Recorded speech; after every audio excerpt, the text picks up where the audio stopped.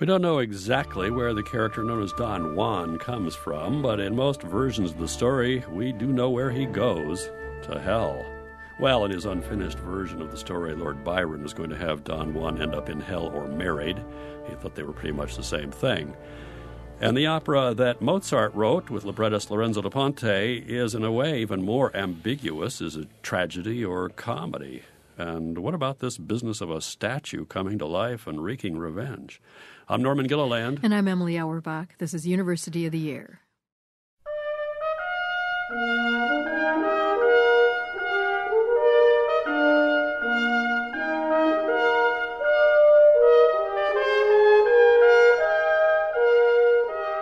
What did Don Giovanni's first audiences think of it? Why did an early reviewer, and some singers since, consider it so difficult to perform? And what kind of special effects are required to bring it to the stage? Our guests are Joe Mechavich and Elise Sandell, the conductor and stage director, respectively, of the Madison Opera production, which will be performed on April 26th and 28th at the Overture Center in Madison. And welcome to University of the Year. Thank you. Thank you. Let me start with a really general question, which is, if someone has never seen Don Giovanni by Mozart, never seen this opera, what would they miss? What would they have missed out on?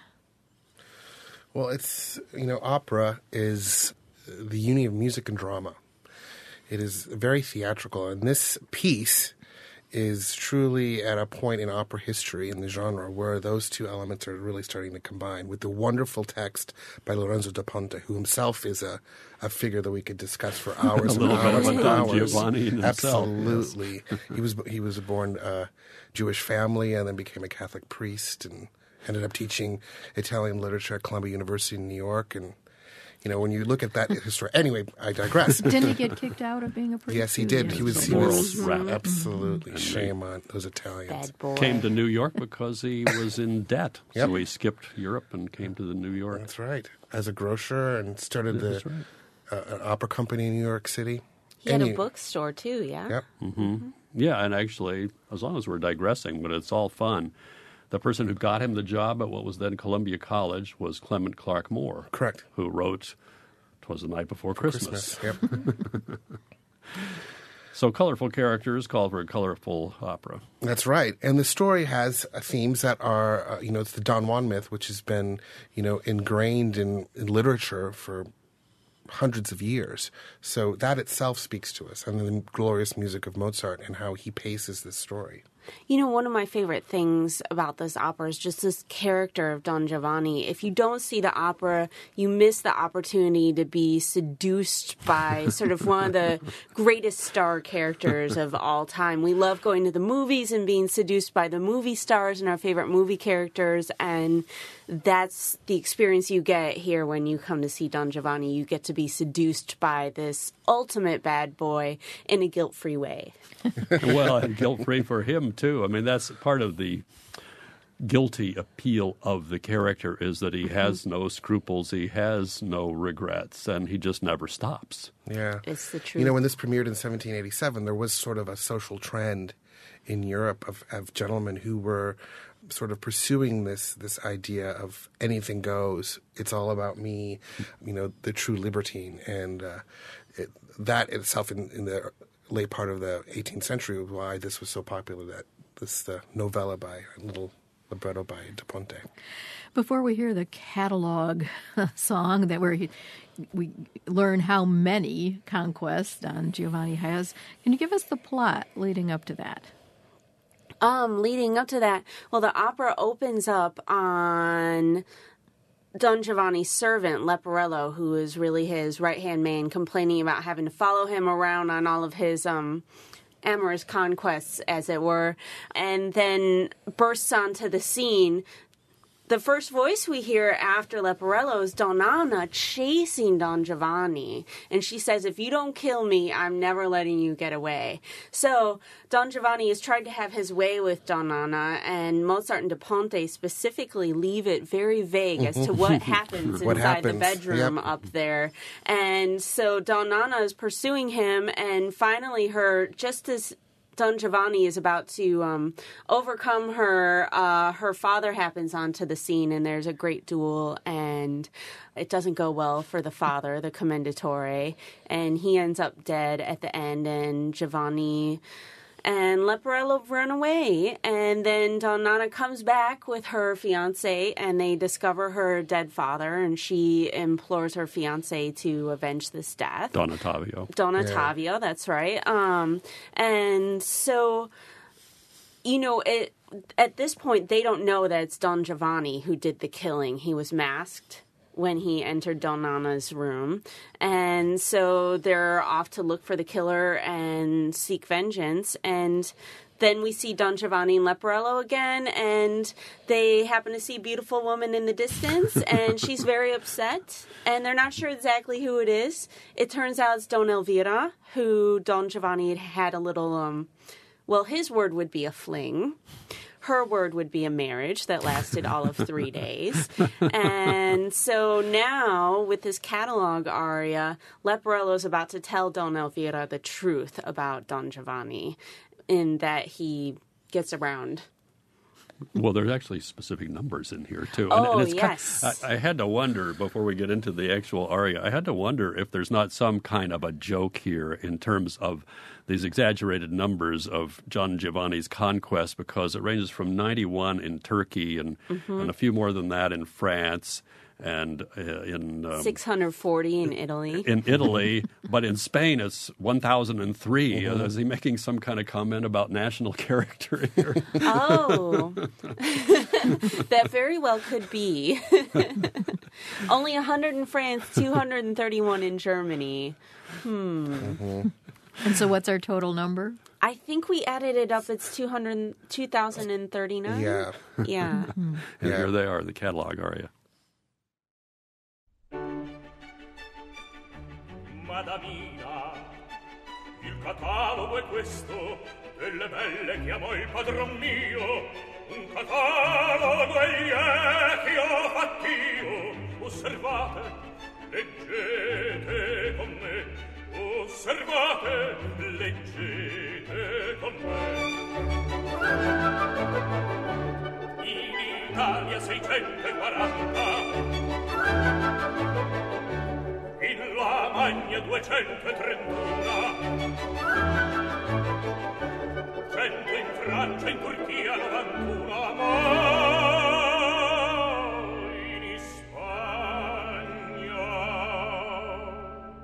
ma in Spagna son già 1.300. 1.300. Ma fra queste contadine, cameriere cittadine, von contesse baronesse, marchesane principesse, e donne d'ogni grado, d'ogni forma, d'ogni età, d'ogni età. In Italia 640, in la Magna 231, 100 in Francia, in Turchia 91,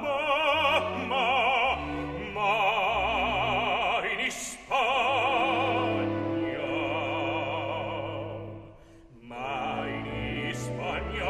son già 1.300. 1.300. Ma fra queste contadine, cameriere, cittadine, ma contesse, baronesse, marchesane, principesse, e donne d'ogni grado, d'ogni forma, d'ogni età, d'ogni forma, d'ogni età, d'ogni forma, d'ogni età.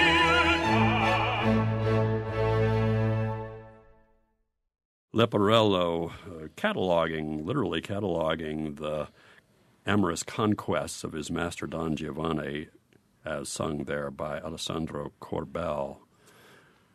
I don't think there's anything else quite like this in opera, is there? No, and it gets slimy. It's not just that it's just numbers. He just talks about what type of women Don Giovanni seduces, their ages. He likes to do it with the old ones just so we can put them on the list. For those of us not fluent in Italian, can you give us a little bit of a translation of what we just heard and also explain how you're handling subtitles in your own production here in Madison? Well, there will be subtitles projected above the stage, as they do, I think, for all of their productions at Madison Opera now. So no matter what language the opera is in, you'll get a sense of what they're saying. Let's see, he starts out talking about how he made the catalog himself, Leporello, and then he lists all the numbers. So he says there are, what did we say, 80 in Turkey, 640 in Italy, 231 in Germany, 100 in France, and of course he says 1,000 in Spain, 1,003, which is quite a number, as you can imagine. And we've decided these numbers are true, that he's probably in the last few years been seeing one or two women a day. And then he lists sort of the different types of women. There are debutantes, there are country girls, there are marquesas, we've been joking in rehearsal, it's like, there are Supreme Court justices and waitresses and Olympian athletes and movie stars. Any sense of the motivation behind this, assemblage of a huge list? Is it a braggadocio thing? Are we meant to view him as an addict? Well, of course, is the servant that's spilling the list here, so this is his commentary. And there's something about this list, too. Don Giovanni knows now that Leporello has this list. If he didn't know, Leporello had it when he first started it. And I think he enjoys seeing the list increase as well. The way we're doing this Don Giovanni is it's really sort of one man's accelerated path to self-destruction over the course of 24 hours. But it started from this place of him not being able to be alone and not being able to be without a new conquest or a new adventure or a new adrenaline rush from a new woman. So it's that sort of, he can't sit still and just be by himself. It's a sort of existential dread, I like to think of it. This opera has a subtitle.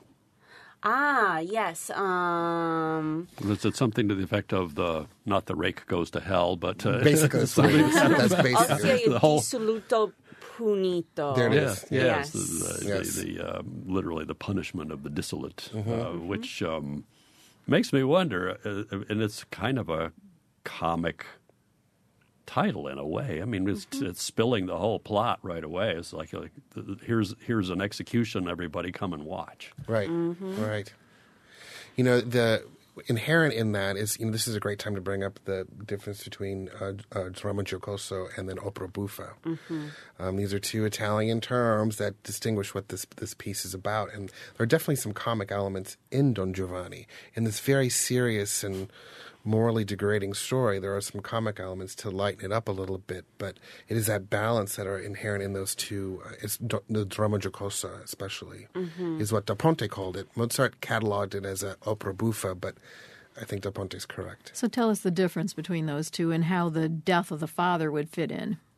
Well, I mean, the death of the father is pretty tragic. If somebody showed up, entered your bedroom, tried to rape you, and then got into a fight with one of your relatives and killed them with no warning to you at all, that would be pretty tragic and pretty awful.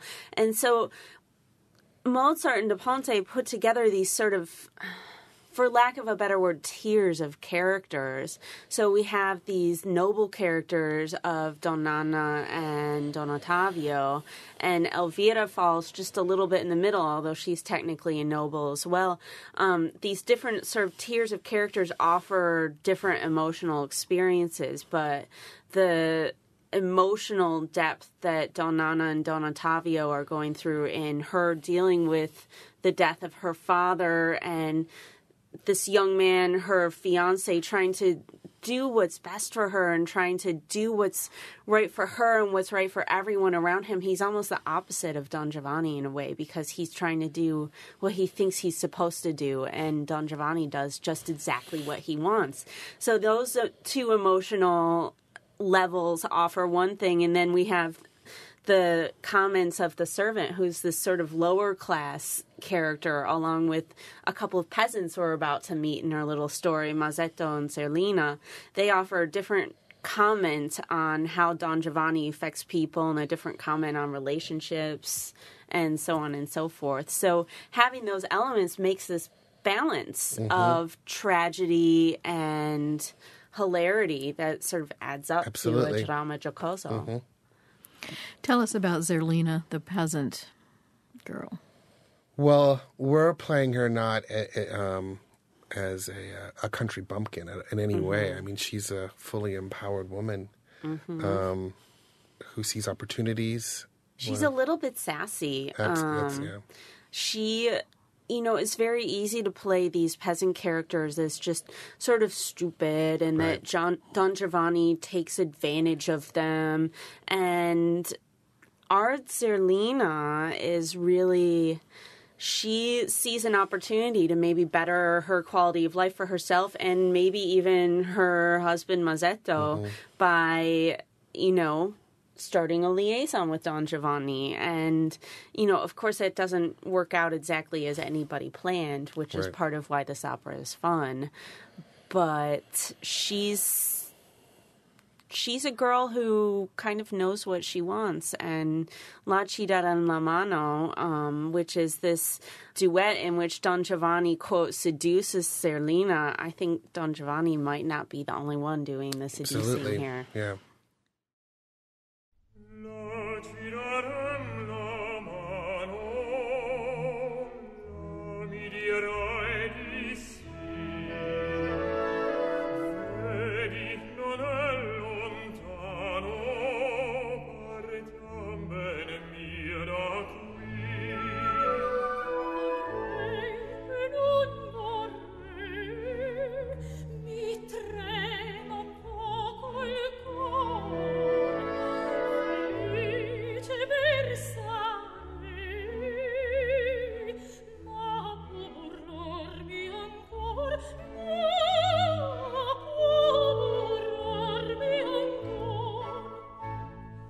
Vieni più guardi il letto, mi fa pietà Mazzetto, io canterò tua sorte.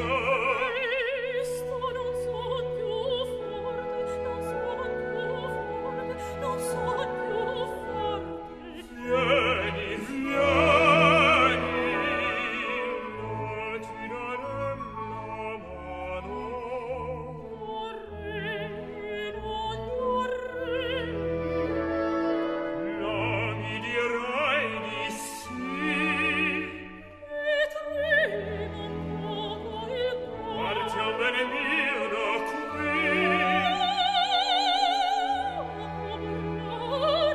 Vieni mio bel letto, io canterò tua sorte. Non son più forte. Andiam, andiam.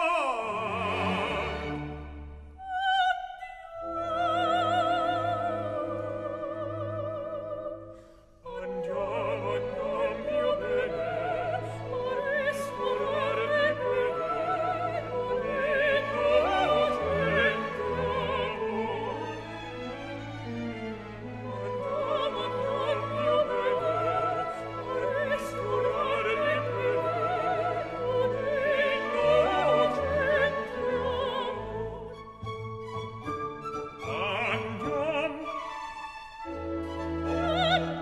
Andiamo,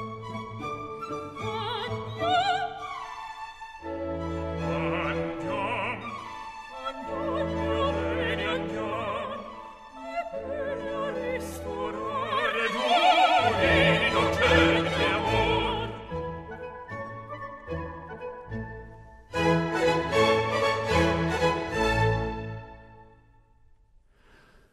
Well, there you have one of the most famous arias in all of opera, La Ci daran la mano from Mozart's Don Giovanni. And we'll be hearing more about Don Giovanni and about Mozart and how it all comes together in this upcoming set of performances by the Madison Opera. Right after this, you're listening to University of the Air.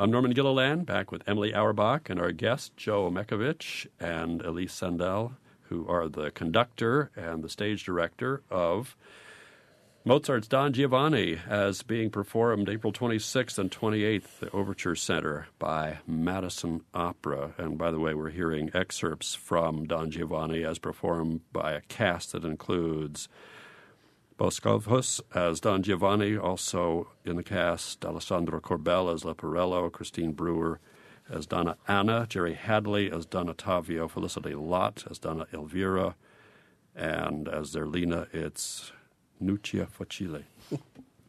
And the orchestra is the Scottish Chamber Orchestra with Sir Charles Mackerras conducting.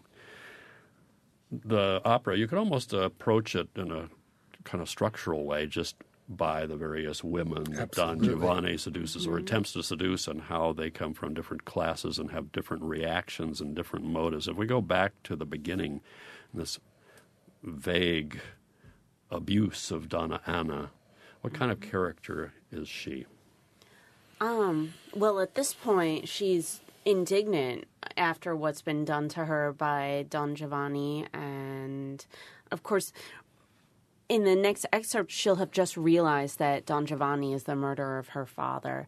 But she's a proud woman. She's a woman who feels her feelings strongly, but she's also a really strong woman, and she's not afraid to speak up for herself, and she's not afraid to ask for what's coming to the people who wrong her. And what will she be saying in the aria that we're going to hear? The words that we'll hear, obviously, in Italian.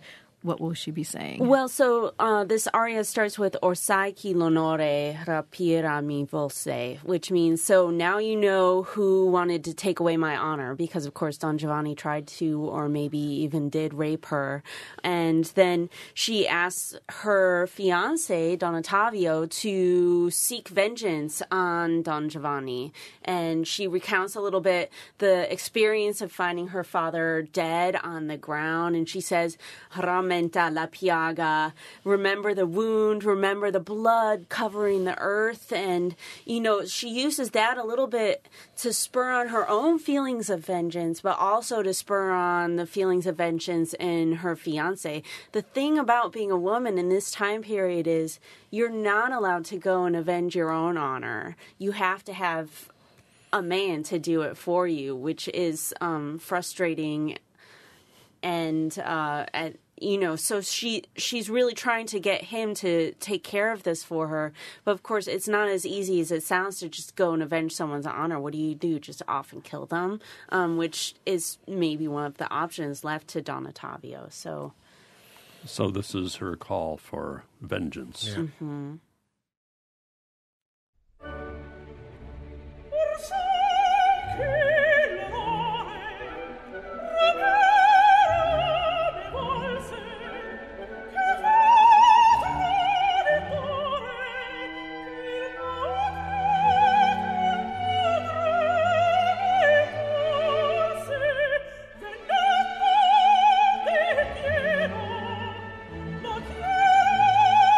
Oh,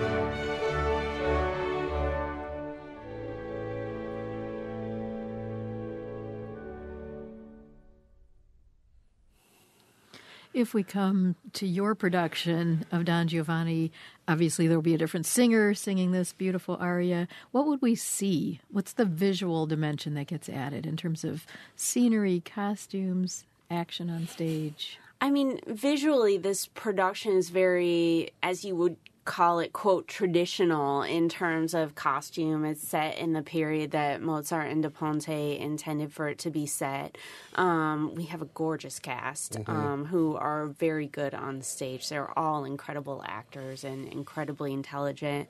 Our set is sort of appropriately vague in the way that I think it feeds into the period really well, but it's possible to make this set work in lots of different ways, and it's really great. It'll be great to light for mood in terms of the emotional lives of all of these characters, and it's very versatile in the way that it's got these elements that can symbolize lots of different places at the same time. Right.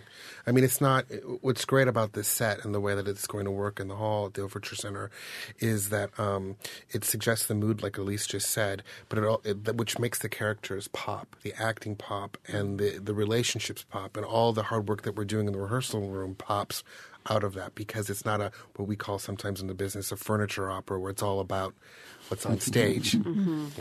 So, but you do have spectacular costumes. I mean, they have to be, right? Absolutely. Absolutely. And the set's pretty impressive. Joe, as the conductor, how closely connected are you to what's actually going on stage? Do you have a monitor to tell, these little adjustments in timing and this kind of thing?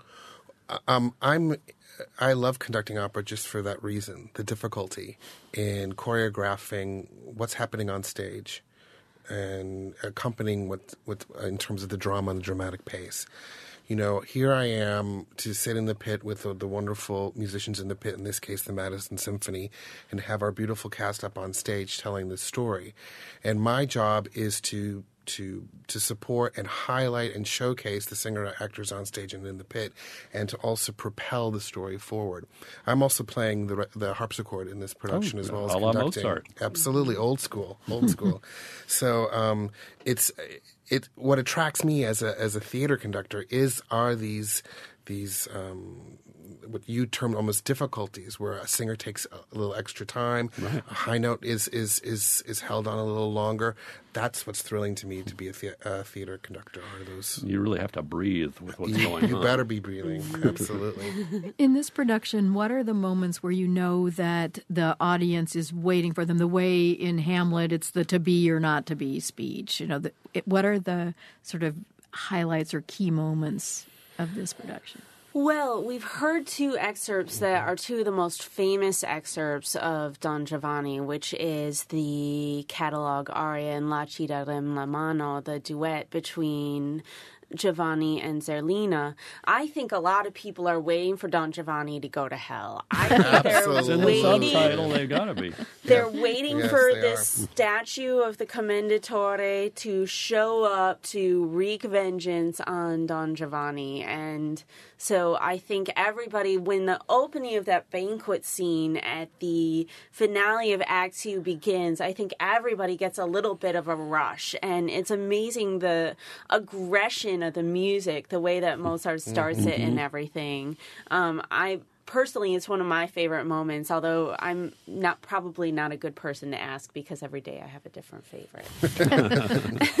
I would think the Body aria is another one that maybe people would point to. I mean, it's a hit list. It really is. I mean, there's a lot of these arias and musical tunes throughout that you've heard in elevators and you hear constantly on public radio stations like this, and that's why Don Giovanni is one of the top 10 operas that are performed, because that's right. It's the story first, but then it's also the glorious way that Herr Mozart puts the text to music here. And so, what is Zerlina saying when she sings Bati Bati? It's a hard translation, but I'm going to give it to Elise to do it. So, Zerlina has been seduced or almost seduced by Mazzetto. He is aware of this, and now she's trying to make up with Mazzetto. So they're sort of having their little tiff, and she's saying, please take me back. Please don't get mad. You can beat me up if you want. but I'll be here to kiss your hands and make it all better.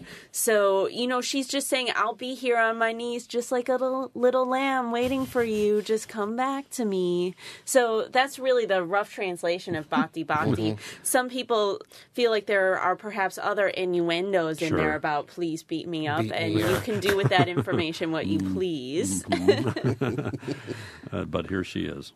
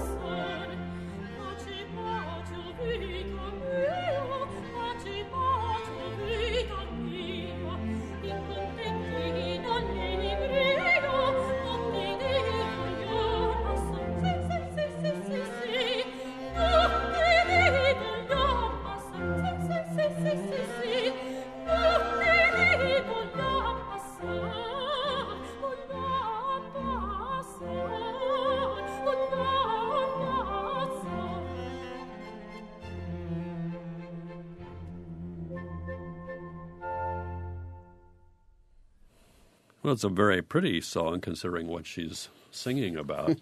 But it occurs to me that given what these various female characters go through in Don Giovanni, I'm surprised we don't have a mad scene in there. You think of Donna Anna. Oh, but we do. Yeah, actually, the aria we played right before this one, Orsai chi l'onore, really is practically a mad scene because she becomes so unhinged, reliving the experience of her father's death and asking for vengeance that it feels a little bit like a mad scene. But Donna Elvira also has a little bit of a mad scene as well. These two noblewomen, Donna Elvira and Donna Anna, really transform, not so much in, for instance, what we just heard, the Orsai chi l'onore, which is Donna Anna's aria. What happens right before that is something called recitative accompagnato. There's two kinds of recitative. There's one that's accompanied by the harpsichord, which is secco, which propels it very quickly. And then there's a recitative that's accompanied by the orchestra.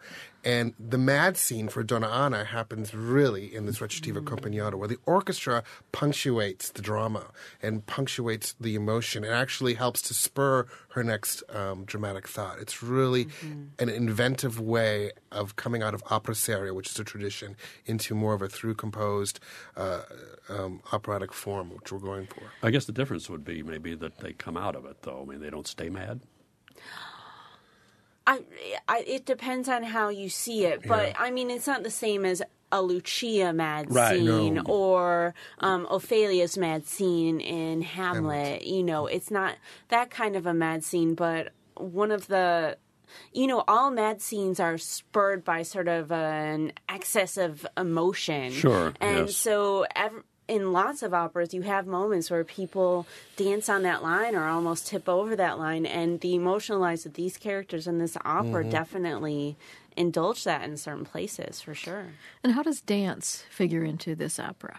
Well, absolutely. We're coming up to an excerpt that we're going to play from the first act finale, where Herr Mozart layers 3 different dance types on top of each other. 3 different orchestras are coming from the pit, 3 different sounds, and you get something, a little cacophony at this party, this raucous, sexually energized, sensuous party that we're having on stage here in the 18th century. And you have this amazing technique, which is very new and cutting edge in 1787. So this is an excerpt here from the finale number 1.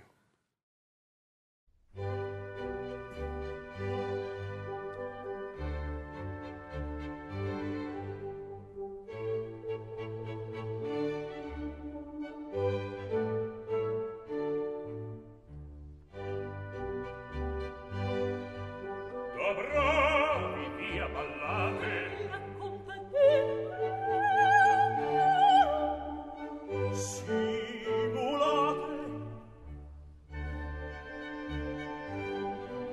va bene in verità, va bene, va bene, va bene in verità,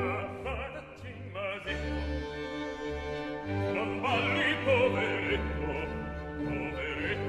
compagnia io sono a base zerlina, zerlina mia, purtà, non ballar non voglio, e balla amico mio, no, sì, caro casetto, balla non voglio, balla non voglio, e balla amico mio, facciamo il palpita, vieni a bere mia vita, vieni, vieni,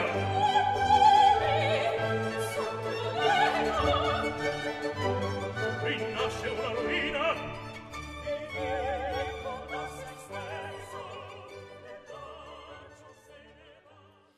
Well, having 3 orchestras woven together like that, we can only imagine that the denouement of the plot is going to be similarly complex. And we'll find out how it plays out right after this. This is University of the Year.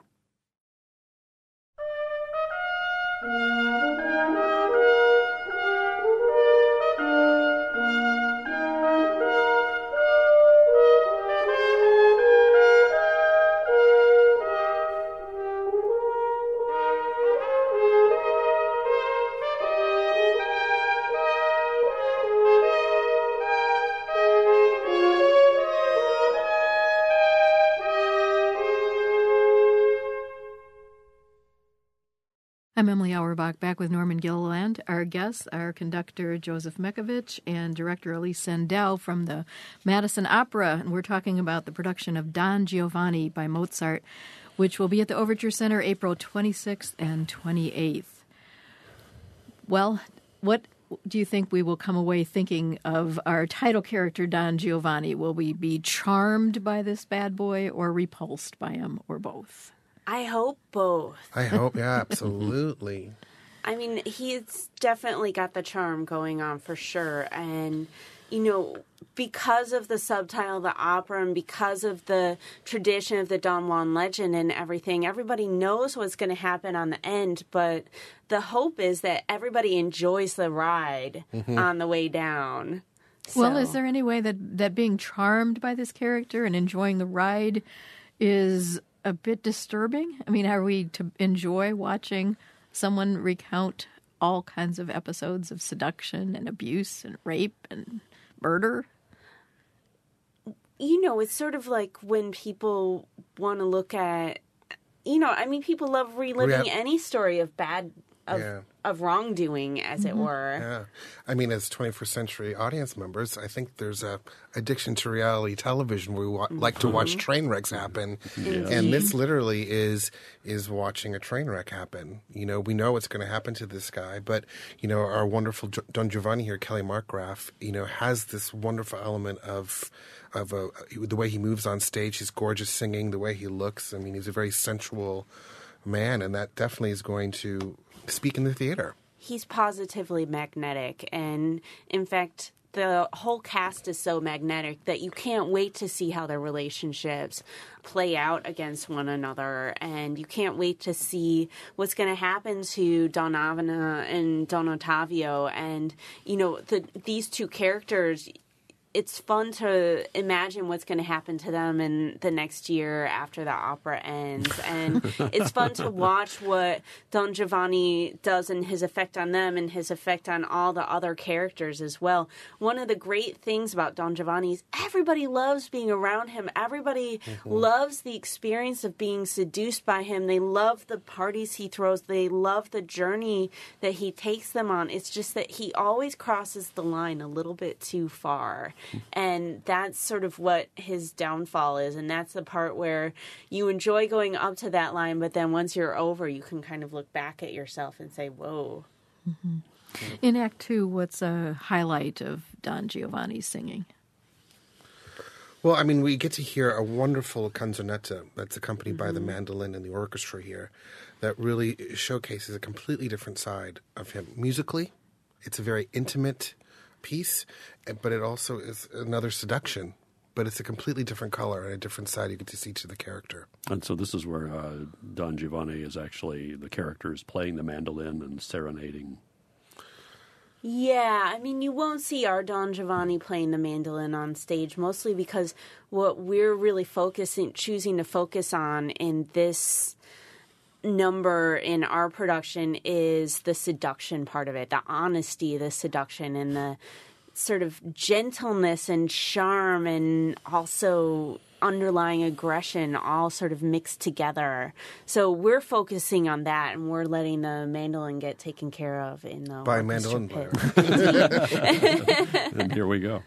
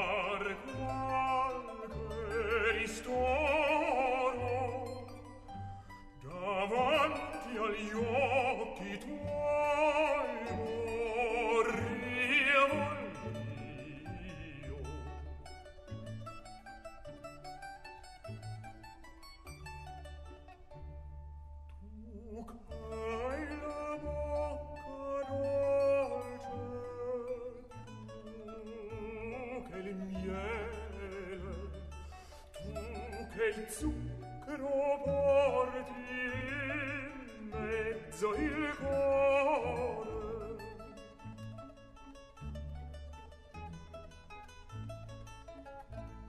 Non esser gioia mia come crudele,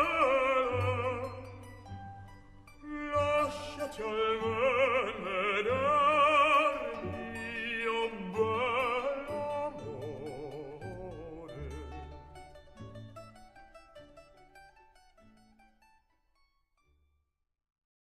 So it's a very tender sounding Don Giovanni in some ways. Mm-hmm. He sucks them right in. He manages to make a real conquest in some ways of Donna Elvira, does he not? He really does. You know, I think she's the character who really, she's in love with him. She just can't help herself. You know, he wrongs her. She knows he has a catalog of 2,039 women, and she can't help herself. She still wants him back. And then, you know, even after he betrays her repeatedly, she can't help but want to help him change his life and maybe try and help him see what would be possible, a whole different life for himself. Sounds very modern to me. I mean, Absolutely. Psychology, you run into it every day. She's really just, you know, so in love with him. It's just this faith that's unending. And so her aria, Mi tradique l'alma ingrata, is sort of, it's her own version of her mad scene where she talks about, he betrayed me, but I still wish I could help him. I still feel pity for him. Mi tradique l'alma ingrata, quell'alma ingrata, e felice un Dio mi fa, e felice un Dio mi fa, e felice un Dio mi fa.